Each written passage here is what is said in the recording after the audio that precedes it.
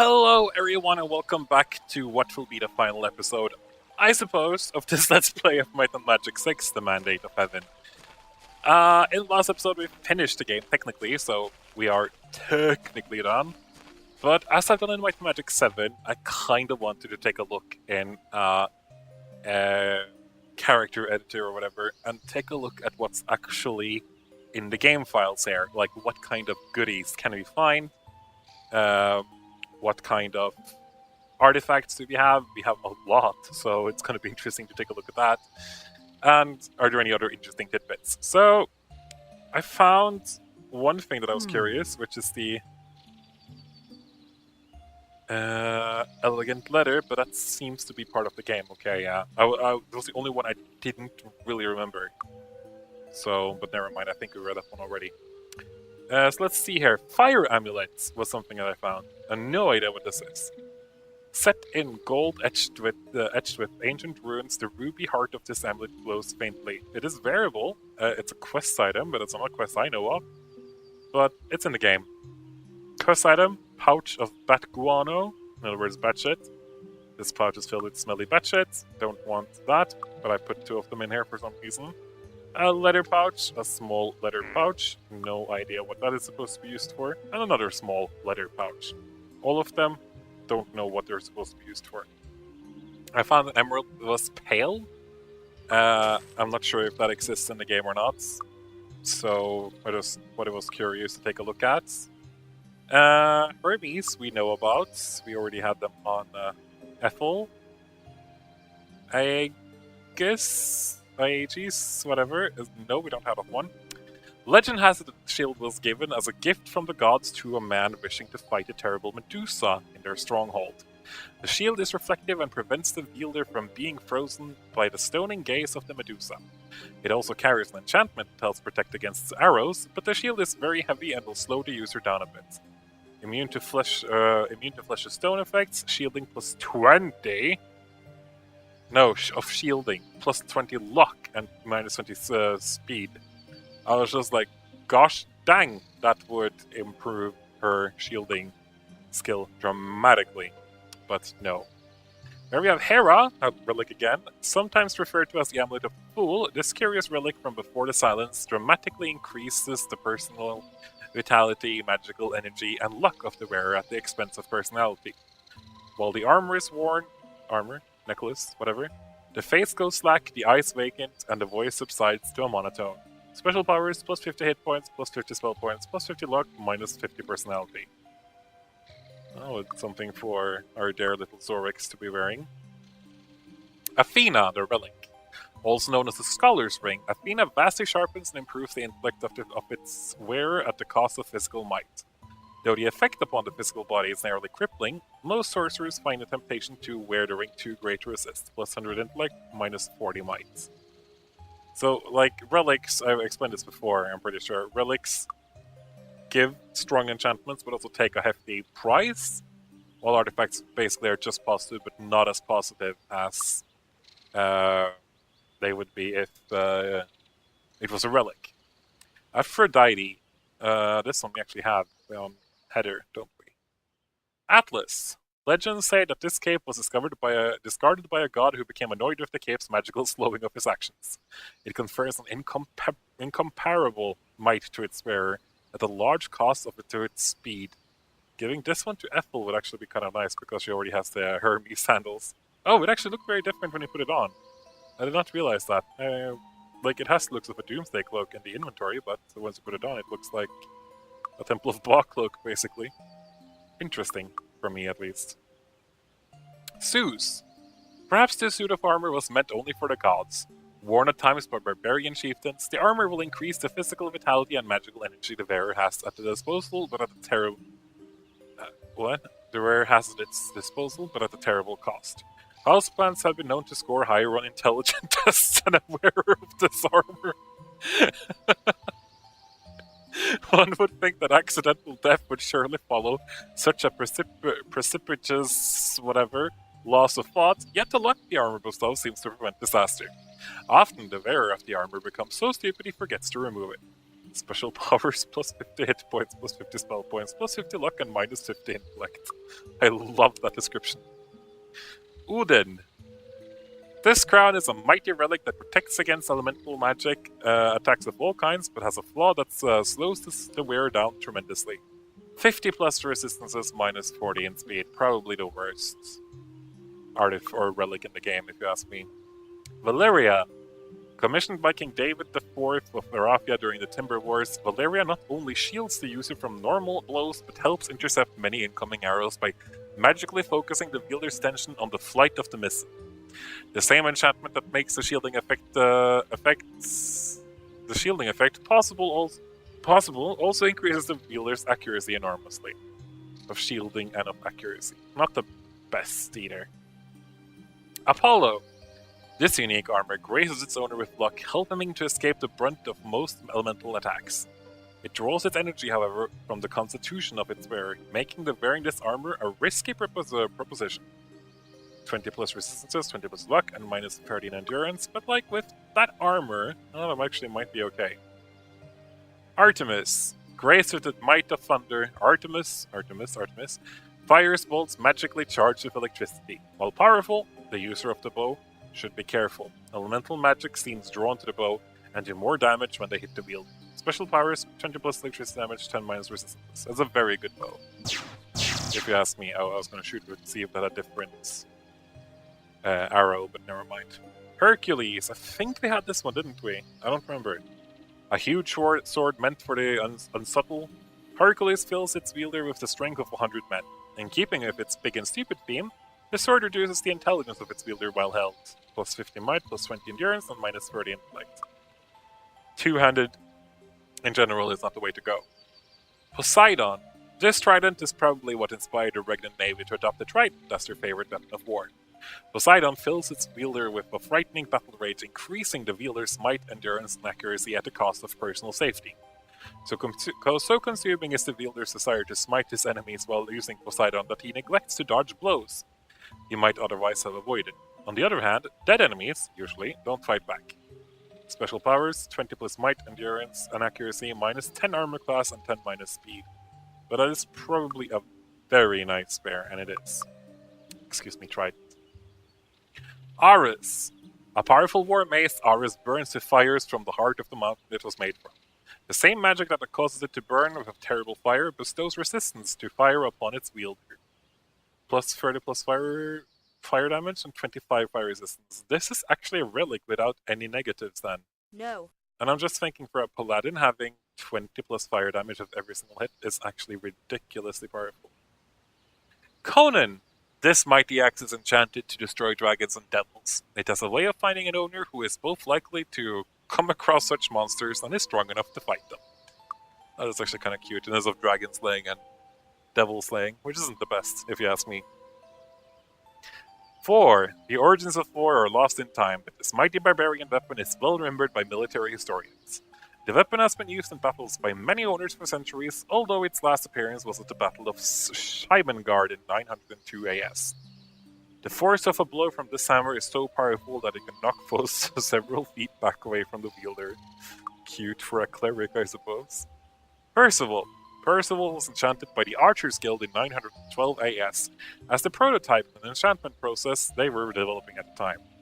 Unfortunately, a suspicious fire broke out at the guild hall, ruining the development plans and destroying the exotic materials needed to create more Percivals. The guild never recovered from their losses and sold Percival to the elves in 918 AS. It has since changed hands many times. Special powers, swiftness, and carnage. Which I think you would want to see.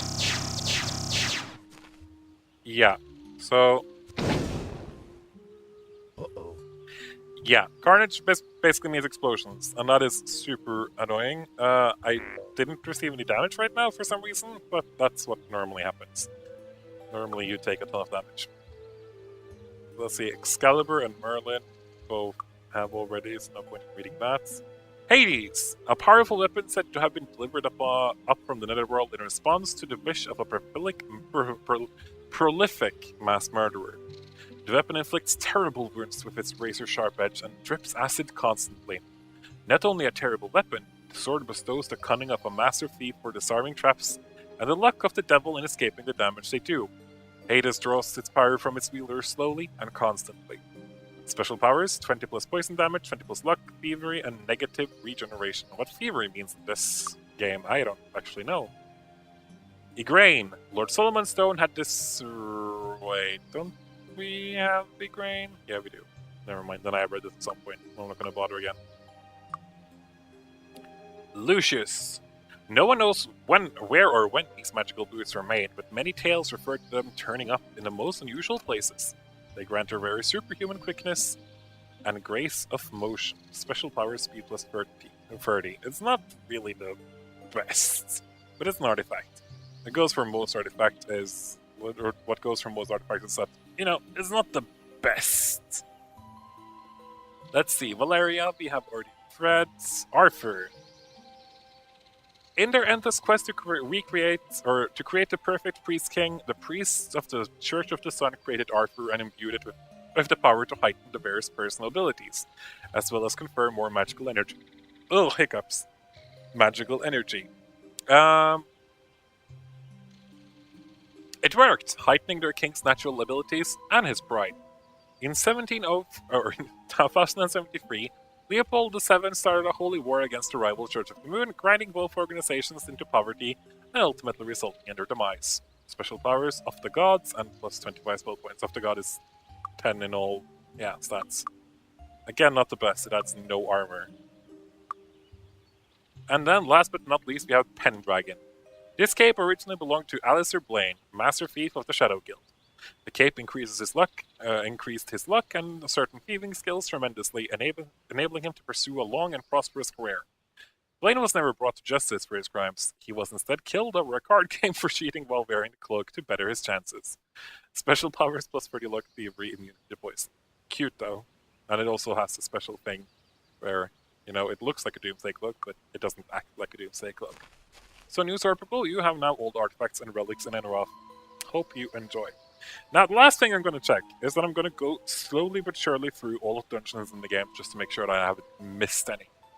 Goblin Watch? Yes. Abandoned Temple? Yes. Garrick's Forge? Yes, unfortunately. Dragoons, Caverns? Yes. Temple of Ba? Yes. Shadow Guild Hideout? Yes. Corlagon's Estate? Yes. Nurgle's Caverns? Yes. Silverhelm Outpost? Yes. Temple of Sansa? Yes. Temple of the Sun? Yes. Temple of the Fist? Yes. Wall of the Fire Lord? Pretty much. I don't really care. Temple of the Moon? Oh, yeah, right, that place. Let's not talk about that. Tomb of Efric the Mad? Yes. Dragoon's Keep? Yes. Freehaven Sewers? Yes. Oracle of Enroth? Yes. Control Center? Yes. Circle's Iron Mines? Yes. Dragon's Lair? Yes. Castle Darkmoor? Yes. Icewind Keep? Yes. Shadow Guild? Yes. Monolith? Yes. Warlord's Fortress? Yes. Silverhelm Stronghold? Yes. Lair of the Wolf? Yes. Temple of the Snake? Yes. Devil's Outpost? Yes. Superior Temple of Ba? Yes. Castle Kriegspire? Yes. Agar's Laboratory? Yes. Caves of the Dragon Riders? Yes. Castle Alamos? Yes. Tomb of Warren? Yes. New World Computing? Yes. Supreme Temple of Ba? Yes. The Hive? Yes. That means, ladies and gentlemen, that I have done everything in this game. Well, pretty much everything. Except for the druid stuff and stuff, but that's stupid. Nobody cares about druids. Right? Right? I will, of course, not leave my characters without healing them. Or in daylight. Can I assist you? Or actually, do you know what these guys deserve? I know what these guys deserve. They deserve a good night's rest. Closed. Okay, well, I was printed the wrong place. Hello, come on in. No, enjoy your stay. Hello, And they come deserve on to in. get drunk. Coming right up. Coming right up. Coming right up. Coming right up. Coming right up. Coming right up. Okay, Ethel Heather took forever to get drunk, but Ethel and Zorix just required one drink. I just love their drunk looks so much. They're so cute. Okay, so thank you for joining me for this Let's Play of Might and Magic 6. Might and Magic 6, like Might and Magic 7, is a game that does mean a lot to me. Might and Magic 7, I will admit, means more. Might and Magic 6 has still been a game that I kind of grew up with. but I have a stronger connection to Might and Magic 7 because, first of all, it is a shorter game. It's easier to get through, and at one point in my life, it is kind of personal, but I was suffering. I was going through a rough patch where I'm not sure if I'm going to dare say call it a depression, but there was a few months of my life where I wasn't happy. And I think I finished Might and Magic 7 about 8 times while watching The Office in the background. Which will always mean a lot to me because Might and Magic 7 just got me through that period so well. That's why it means even more to me. I have, on the other hand, gotten way more respect for Might and Magic 6. It is a game that is brilliant and tiring at the same time, so it's okay to take a break, come back a week later, and play it again. With all of the tricks and tips that I've done in this Let's Play, with, the Temple of the Gods in the beginning and stuff like that, it really wasn't as insufferable as I thought it was. Because I really thought that Might and Magic 6 was going to kill me during a Let's Play of it, but I have actually genuinely enjoyed it. I am, of course, way ahead of you guys in recording compared to when it's uploaded, just so I have it done. That's what I prefer to do. And I'm not going to change that anytime soon. But just being able to play through it one more time, as a Let's Play, even, actually meant quite a lot to me this time. This game has so much personality, it has so much life, it has so much brilliance in it, that being able to experience it as an adult this time, because I experienced, as I told you, I finished this game maybe 4 times in my life. One time when I was pretty young, I would say 14 and 15 was the first time I was actually able to finish it. And quite honestly, I don't remember much. I remember my party, because I always get very deeply connected with my party. Greatly enjoyed playing it through, but, didn't get so invested in the story. And there's something about looking at it with, grown-up eyes, as much as I'm a grown-up. And yes, I did play it through, 2 or 3 years ago. I think it was 2015, where I uploaded a bunch of videos of, basically gameplay from every single dungeon, so that if I in the future lost touch with video games or whatever, if that hobby just went out of me or my family situation couldn't allow that anymore, I could still go back and look at those videos and get the memories from it. Yes, I played it through then, but I was more concerned with recording than I was at actually playing the game. So I didn't get the full immersion as I did by doing a Let's Play. But here I am. I have done a Let's Play. I have been immersed. I absolutely loved it. And while I've been tired at times, hello Castle Darkmoor, hello Castle Alamos, hello every large-ass dungeon that basically is very painful to go through, it was still very much worth it in the end. And much thanks to my sweet party members. Sorix the champion, we're gonna equip his spear again, just, it looks much better. I will always have a special place for this character in my heart. First of all, when I was a kid, I always loved his headband thing with the gem there and stuff in the middle. I always thought it looked so cool. As an adult, I think it looks ridiculous, but I still appreciate the voice actor's intensity and stupidity. I wish I knew you. I wish I knew the voice actor behind that character. In this playthrough, I will always remember Sorix as kind of the identifier, first of all, because I usually picked up items with them and identified. So, whoa! And every positive sound like that, I think I'll always have in the back of my mind. But most of all, he was just the stable party leader that wasn't as crazy as this character is made to be. Ethel. As I always had a weak spot in my heart for the character Sorix, Ethel is kind of my favorite female characters. Or the female character. All the female characters in Might and Magic 6 are lacking, according to me, except for Ethel or this one. All the other ones look incredibly fake. They look like they're drawn instead of based on real-life people. If you actually take a close look, they look super heavily modified and redone. or like stereotypes. And Ethel, when I was young, I thought that Ethel, and no offense to the one who like the portrait is based upon, but I thought Ethel kind of looked like a 40, 50-year-old. And I thought that was fascinating. I actually thought that was pretty great. Because, like, even as a kid, I guess I was a social justice warrior when I was a kid. I don't know.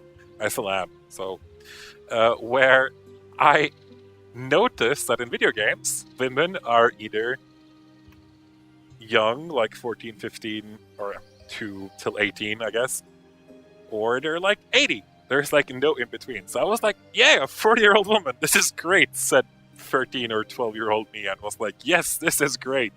Young social justice warrior for the win. So I always had a weak spot for Ethel's character here, just because I felt like she looked so different from what I'm used to in video game.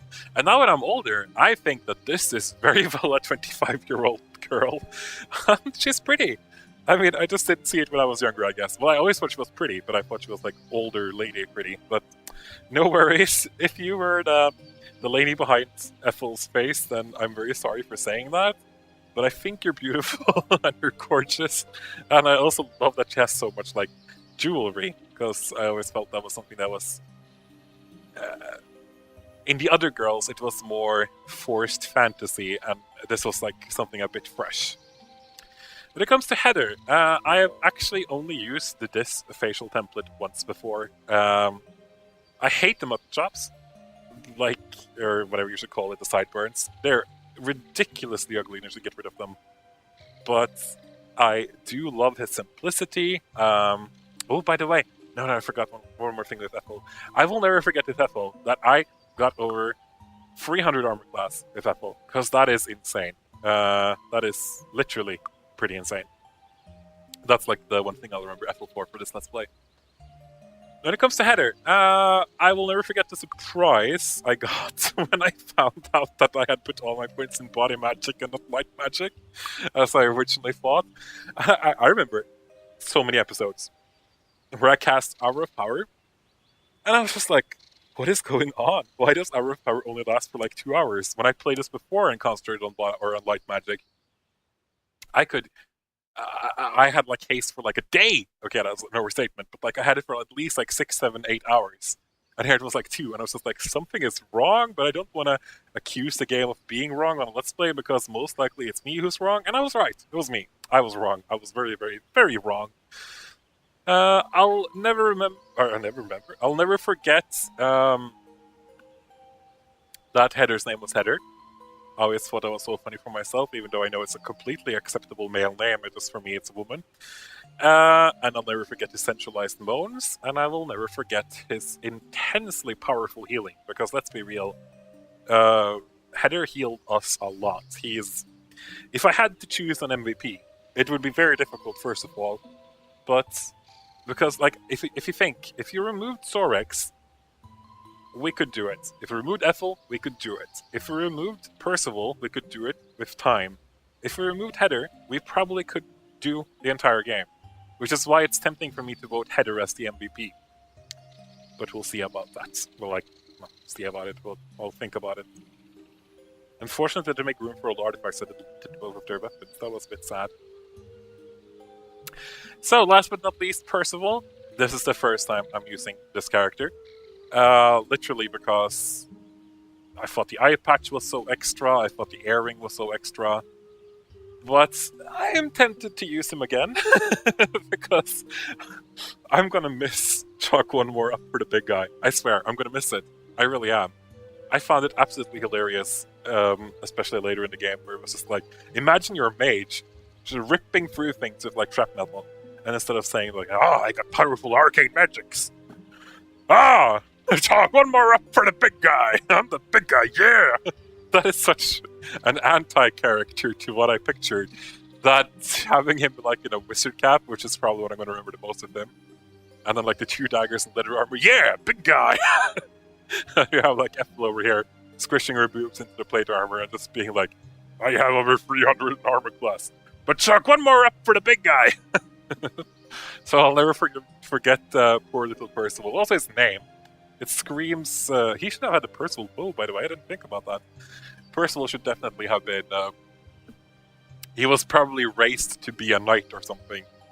Okay, I have this perfect backstory for Percival right now, and I know it's like last episode was a bit late, but what if Percival was raised in a knight order, and he was actually super talented at being a knight, but just compared to everybody else, he wasn't talented enough, so it was just like, nah, you just get to be the mage, Percival.